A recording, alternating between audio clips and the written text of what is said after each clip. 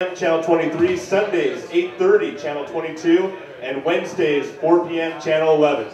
So check him out. Here he is. One more time for David Little.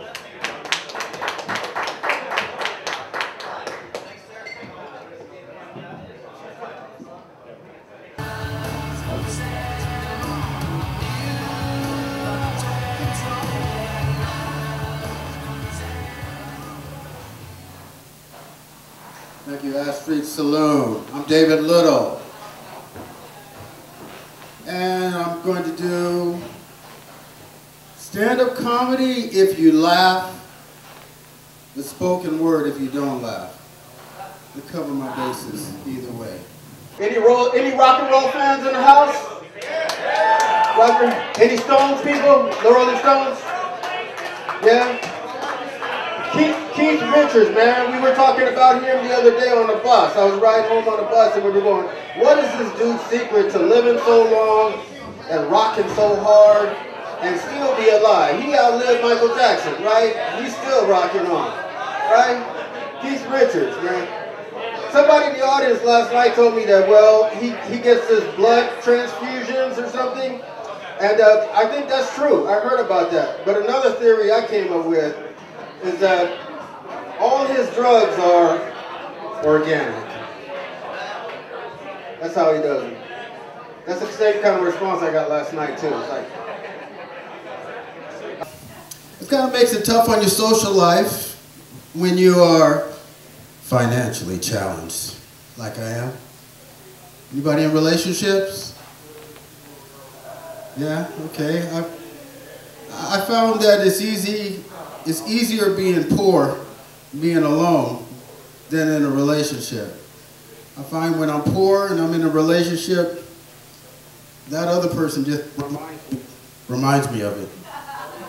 They can, oh, tomorrow's my birthday. What are we gonna do? Nothing. Where are we gonna go? Home. Yeah. That's why I'm alone.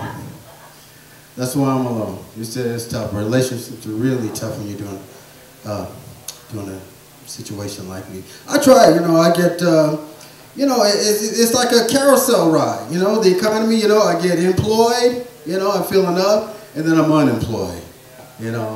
Employed, unemployed. Employed, underemployed. You know what that means, underemployed? Underemployed means minimum wage, baby. Sometimes less than minimum wage. You get garnished. And of course, there's always Mr. Overdraft, knocking on your account. Yeah, Mr. Overdraft. Yeah, he gets around. All right. Anybody ever get a toothache? Man, I had the worst toothache the other day. My medical coverage plan is it's free. I got a free medical plan. It's called Get Over It.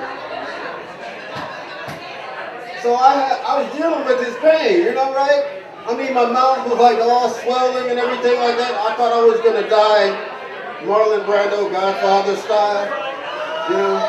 I mean, my jaw was just swelling, and I was just like, I heard voices of the Godfather in my head. David, come and join us in heaven, me and Michael Jackson. We are partying with the angels. You can come up here with us, and I'm like, nah, I'm not doing that. That good. I go out in the club, sometimes to try to loosen up, have a little fun. And I don't know, guys, you ever get hit up for girls that are trying to hit you up for free drinks? Yeah, that happens sometimes. That's happened. Yeah, if you're sitting there with your lady, you don't have to feel bad. I'm talking about before you had the lady that's next to you. Yeah, you ladies are subtle. You're really sweet about it. You're subtle. You be dancing on the dance floor. At least, and then all of a sudden, girl comes up and then she's already figured this out ahead of time, right? Her girlfriends are in the bathroom and planned it out. With that guy right there. Yeah, he looks like, look at his shoes. Okay. And so they single me out for some reason. I don't know, I wear, shoes, I don't know what else they look at, but hey. Dancing on the dance floor, they'll come up and they'll dance with you, and all of a sudden, after a while, they do, of course they do that dip, right? You know, that womb. You know, why womb? You know, I had to split my pants 4 times this year trying to keep up with you women when you do that dip. Seriously. I mean, and the parents just explode. It wasn't an even thing that I can even put a patch over. Just, anyway, that's another story. But they'll like go, ah, after a while dancing with you, they'll go, oh, they'll start fanning themselves and go, ah, I'm so thirsty. And I go, you know what the key though, you know what I do? I never stop dancing. I keep going. I keep going. That's my secret. And I go, you know, hey, well, you know, hey, you want to go get a drink? That's fine. You know, I'll be right here. You know, oh, you don't have to give me anything. And I'm still going. I'm still moving. You know, that's the secret, fellas. You want to survive that. If not, I used to buy drinks all the time. I used to buy drinks for all the girlfriends and everybody. And you know what would happen? She'd leave with another guy. And I'm going, Anybody ever go downtown, hang out downtown a lot? It's not as safe as it used to be. You know, we have some panhandlers now that, these guys are getting pretty, really, forceful. I'm not talking about people that are down on their luck, right? Everybody kind of gets down on their luck, right? And needs some change. But you know, the people that feel that they're entitled to the money in their pocket. You know, I think we need to try to do something to kind of defend ourselves against panhandlers that are really aggressive or really mean. So I have this technique I do. You may want to, and what? Oh, handgun? No handgun. No, we're not advocating violence to panhandlers. We know handguns to, no. I'm going to do some a little because they use psychological warfare to get your money, right? And there's people that do it, right? And it works. That's why they keep doing it. I think we need to use psychological warfare on the panhandlers, the aggressive, mean-spirited panhandlers. Not the ones that are down on their luck. Here's what I do. All you need, you want to hear? All you need, 2 slices of bread and a brownie. You put the brownie in the middle of the bread, and when they come up and they hit you up for change, hey guy, give me some money. Come on, I know, look at those shoes. Look, hey, I know you know, all you gotta do, you take a bite of that sandwich. You know, it's like a sandwich. You go, you want a bite of my doo-doo sandwich? It's nice and warm and fresh. I made it myself. And they'll leave you alone. Try it. Guaranteed every time. It's survival skills. I'm talking about survival skills for downtown. Downtown Portland. Downtown America. Anywhere. That's what you do in these economic times. So what uh-oh. Got, uh-oh. Did I run out of power here? You know, they cut my electricity off. I gotta check, you know, they might be surveillance now following you. You know, they got this thing now where, what was the thing in the news where the, somebody's car got stolen or something like that and they located it somewhere? You know, all kind of surveillance devices, you know. That'd be scary, huh? You haven't paid your electric bill. We're shutting your electricity off everywhere you go, David. You know, God, that'd be crazy. Oh, let's see. Thank you. Another thing I was seeing downtown, what's up with those low pressure water fountains? You know, they got the water fountains running, the pressure like coming out a little bit. I mean, how are you supposed to get the water out of there, right? And there's a few people like me that are well endowed with their lips. They got big lips. I got big lips. So I can suck some stuff out of the, you know, I can suck the water out of the ground, and a hole in the ground. But I'm talking about, and there's some other people too, got Mick Jagger lips. You know, it's cool. Embrace your big lips. Be proud of it. You know, with 2012 coming up, if we have some horrific natural disaster, I'm going to be a survivor. I've got a food supply built in on my face. They will find my body. I'll be alive. I'll be smiling. I won't have any lips. I just have teeth. I'll be smiling, but I'll be alive. Now, there's other folks here that we got to be concerned about. The short lip people. Anybody got short lips? You got short lips? Don't do what I see some other people doing, right? You got low pressure water fountain. Don't like wrap your mouth around it. Some people are like, don't do that. Don't do that. That just like contaminates the whole thing, and you know, you should see the birds that are bathing in there when you're not looking, you know, and dogs that are drinking out of there when you're not looking. Don't do that. Simple. All you got to do is just go to fast food place, get a straw. Get a straw. Suck it out there. Get a straw. Survival skills, folks. Survival skills for downtown. Shopping, it's just, I think it's like a sport or national pastime, shopping. And then you got guys that I used to hate them when I was a kid. You know, I get dragged along by my mom. She'd take me shopping, right? And I have to sit there because she liked shopping so much, she would just window shop. Didn't have any money, you know. She put it on back in the layaway or something, but she would just shop, you know, and I'd be like, that's painful torture.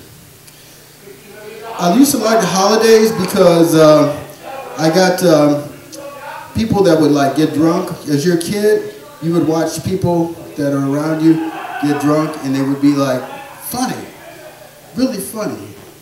My mom had this guy that she dated. He was an English teacher. His name was Mr. Butler. And when he would get drunk, his reflexes would get loose, right? And he kind of had like a long neck. I have a short neck. He had a long neck. And he would like, if you call his name, he would like swing his neck around in a really crazy way. I'm going to turn my back and you guys call Mr. Butler and watch how he would turn his head around. Somebody say it. Mr. Butler! Mr. Butler! Yeah. What do you want me to do this again? We rewind it. He was like, his neck would like, and then he would get a little staggered. The funniest thing. I don't know if you ever notice anybody that gets, you know, and they don't really realize it, you know, because people getting there, you know, they're getting their high on, you know, they're feeling good. He's feeling good, but we would just mess around with him. We would go walk to different sides of the room. Mr. Butler! You know, what? You know, it's funny. I love our grandmother. Our grandmother, she would, you know anybody that has a naturally loud voice? That's my grandmother. She got a naturally loud voice. People that got a naturally loud voice, they don't realize it. I have a soft voice, so I noticed it in particular. But she'd come in. Her favorite drink was beer and wild turkey. And she'd come in, and we'd be sleeping, in the back room. And she would be there, and my mom would like, oh, the kids are asleep. Oh, the kids are asleep. Oh, I better be quiet. She had the loudest whisper you ever heard. Her whisper was like louder than my regular voice. But she would do things that would entertain us as kids that we liked. She would, my grandmother, she wanted to be considered young, so she didn't want to be called grandma or, anything like that. She wanted to be called mother. You know, she'd get that, her ego would, and you know how people become a superhero when she would become mother. You know, I'm the one and only mother, you know. She would cuss. She would cuss in entertaining ways, and she'd see we were laughing as kids, because we couldn't cuss. But when we hear her do it, especially she would like try to take on my dad, because that was unheard of. She'd start talking smack about my dad. She'd say, yes she did, yes she went there. But of course he was never around. But you know, she would get her drink on. And actually, he would give her the drinks too. You know what? He'd make sure there was beer in the refrigerator and stuff. And when she would come and visit, it was just like there. And that was a good thing. But she would threaten. He said, if she would say, now if your dad doesn't take good care of your mom, I'm gonna whip his. And we're like, whoa! Wait a minute. Nobody ever said, because Dad was like the sheriff. You know, that's like telling you're gonna. Whoop the sheriff. That just doesn't happen, you know. We wanted to see that battle at OK Corral, but it never happened. But we would tease her. We go, oh, really? You say, tell us that in English style. If you were the Queen of England, how would you say that? I'll whip his royal. What she would say. She would. It was funny at the time. Gosh, it was funny. Self-defense, survival skills, downtown. What you need. Anybody got dogs? Anybody got pets? Yeah? You guys that got pets, or people that have observed this, you ever have your dog like doing number 2? And you just got like, Your dog doing number 2 in front of you. You know, you don't have no bags or nothing like that. You're not ecological friendly. You know, you got your buzz on. You don't care. You know, you're trying to, I call that, you get the Stevie Wonder moment when that happens. Here's what you do when that happens. You got a dog and your dog starts doing number 2 in front of you. You get a Stevie Wonder moment. Get your sunglasses.